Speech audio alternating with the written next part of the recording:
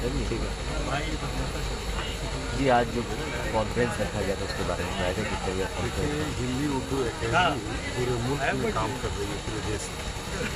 दो ज़बानों के बीच की जो खाइयाँ हैं, जो हिंदी बोलने वाले उर्दू बोलने वाले आपस में जो अलग है, इससे मकसद यही है इस ऑर्गेनाइजेशन का कि दो ज़बान को आपस में जोड़ना और दो लोगों को जोड़ना।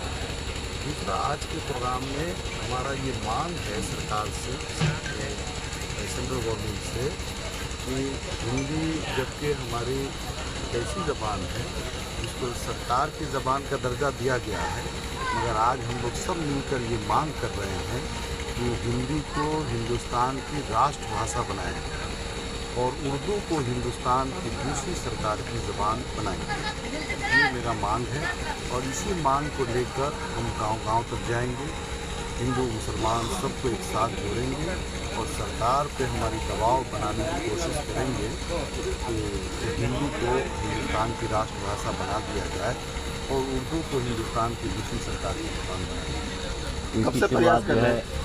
आज इसकी शुरुआत हो गई है और फिर हम लोग कमेटी के सारे सेंट्रल कमेटी बैठेंगे इस पर, और नेशनल कमेटी और यहाँ के जो कमेटियाँ हैं बिहार के, तो तमाम लोग बैठ के हम लोग इसका डिसाइड इस तहरीक की शुरुआत जो है बिहार से, चंपारण की सरजमीन से, से। और ये छोटे से गांव ये मात पट्टी चकिया इलाका है, यहाँ से इसकी आगाज़ आज हो गई है और मुझे उम्मीद करते हैं कि सरकार इसमें हमारी सहयोग करेगी। और ये बहुत ही अहम मुद्दा है कि आज़ादी के इतने साल हो गए और आज हम अंग्रेजियत की बात करते हैं, दूसरी ज़बानों की बात करते हैं, अगर हमारे दिल की एक ऐसी ज़बान है जो आज कहीं ना कहीं आप बंगाल में चले जाइए तो हिंदी की हालत बद से बदतर है, उड़ीसा में चले जाइए वहाँ सरकार की तरफ से दबाया जाता है, जहाँ जैसे वहाँ उर्दू की जो हाल है वही हाल हिंदी की है।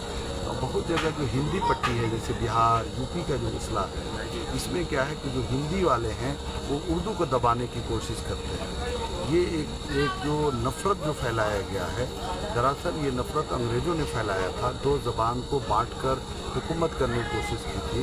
देखिए, ज़बान जो होती है बड़ी हसास मामला होता है ज़बान का, और ज़बान के हवाले से जिस तरह अंग्रेज़ों ने उर्दू को थोड़ा फ़रोग़ के नाम पर, तरक्की के नाम पर दो ज़बानों के बीच, दो कौम के बीच जो नफ़रत फैलाया था, वो नफ़रत का बाज़ार आज भी गर्म है। मगर हम लोग हमेशा, हम मौलाना आज़ाद के हामी हैं, हम आज़ाद के मानने वाले हैं।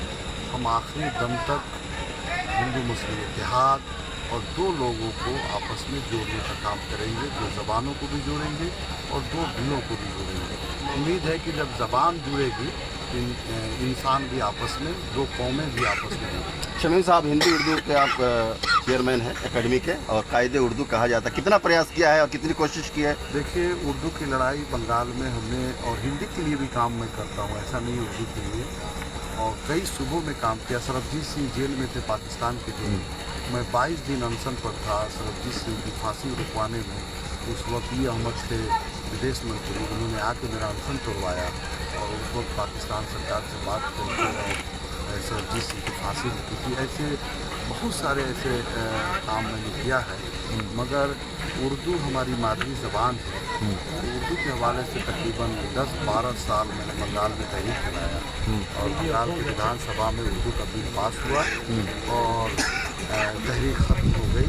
अब तरक्की की तहरीक चल रही है, मगर आज हमें लगता है कि 10 साल बाद मैंने हिंदी उर्दू एकेडमी कायम किया, इसकी चिंतन और मंथन एक करना। आखिरी सवाल है शमीम साहब, उर्दू ज़बान को जिस तरीके से एक मज़हब की ज़बान का रंग दिया जाता है, लगातार जो है ये अभी ये चलन बढ़ गया है। देखिए, ये ज़बान दरअसल गांधी की ज़बान है, ये ज़बान नेहरू की ज़बान है, ये ज़बान पटेल की ज़बान है, मगर इस दाढ़ी को, इस उर्दू ज़बान के ऊपर कुछ लोगों ने नकली दाढ़ी और नकली टोपी लगा दी, लगाकर इसे कह दिया गया कि मुसलमानों की ज़बान है। ये खालिस हिंदुस्तान की ज़बान है। अगर आप हिंदुस्तान कह दीजिए, उर्दू कह दीजिए, तो खुद ब खुद हिंदुस्तान खुल जाता है। उर्दू के बारे में कुछ बताने की ज़रूरत नहीं है। अगर आप हिंदुस्तान कह देते हैं तो उर्दू खुद ब खुद खुल जाता है। चलिए शुक्रिया। मुझे रंजन साहब कितना ज़रूरी समझते हैं हिंदू उर्दू ज़बान की तहफ़्फ़ुज़ हिफाजत के लिए मुशायरों का इनेकाद करना? आज आप सदर कॉन्फ्रेंस में थे मुशायरा। ये सवाल किया आपने, हम नहीं ज़रूरत समझते हैं जिसमें एक जिस्म को पानी और खुराक की ज़रूरत, तभी जिस्म तंदुरुस्त भी होगा और तवाना भी होगा। आप इसलिए उर्दू हिंदी हिंदुस्तान की मुश्तरका ज़ुबानों की तरक्की अगर चाहिए तो ये दोनों तो हिंदवी हैं, रिश्ता हैं, लश्करी हैं, जो कह लेंगे है तो हिंदुस्तानी ज़बान। आप पत्रकार हैं और हालिया के दिनों में देखा गया कि भारतीय चैनलों को लगभग कई सारे चैनलों को नोटिस सुना दिया गया कि भाई आप इंग्लिश शब्द इस्तेमाल करते हैं, इसको आप कैसे देखते हैं? मैं ताज्जुब कर रहा हूँ, जो नोटिस में लिखी गई है हाँ, उसमें भी उर्दू का उस नोटिस को आप पढ़ें, कहीं ना उसमें भी उर्दू के अल्फाज है। नोटिस दो तरह से भारत सरकार की आती है, हिंदी में आती है और अंग्रेजी में। तो अंग्रेजी के जो अल्फाज हैं वो तो अंग्रेजी के हैं, लेकिन जब उसको हिंदी अनुवाद किया गया तो वो इस लायक भी नहीं रहे उसके अनुवादक कि उसको हिंदी में अनुवाद कर सके। उर्दू की 33% उस नोटिस में अल्फाज हैं मौजूद। इसलिए दूसरी बात, आप ही के सवाल का ये आखिरी जुमला है कि बगैर उर्दू के खबरें आप परोस ही नहीं सकते, न टेलीविज़न पर ना अखबार, खबर बन ही नहीं सकती। और वो टेलीविज़न चैनल भी पिटेगा, यानी बर्बाद हो जाएगा, लिसनर्स भी रेडियो के कम हो जाएंगे, अखबार के रीडर भी बढ़ जाएंगे। मैं उसे ठीक नहीं मानता हूँ। सरकार को ऐसे नोटिफिकेशन को वापस करना चाहिए। चलिए इश्तियाक साहब, दो चार शब्द आप बोलिए। लगाइए। इश्तियाक साहब, आज जो है आपके इलाके में जो है एक तहरीक की शुरुआत की गई, किस तरीके से उसको आप जो है आम करेंगे अच्छा लगा बारे में? इसमें दिख रही है, इसमें आप बात करेंगे।